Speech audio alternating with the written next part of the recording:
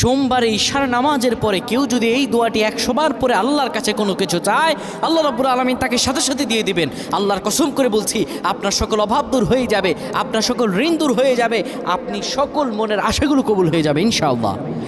কেউ যদি সোমবার বরকতপূর্ণ রাত, এই সোমবারে আমার রাসূলুল্লাহ দুনিয়াতে এসেছিলেন, সপ্তাহে রোজা রাখারও সওয়াব আছে এই দিনে। কোনো ব্যক্তি যদি সোমবারে ঈশার নামাজ পড়ে সুন্দরভাবে ওযু করে কিবলামুখী হয়ে বসে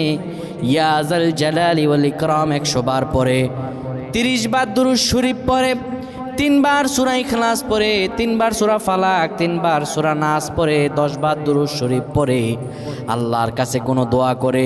আমার রব্বুল আলামিনের কাছে দোয়া করতে দেরি হবে, কিন্তু আমার রব আল্লাহ রব্বুল আলামিন দোয়া কবুল করতে দেরি করবেন।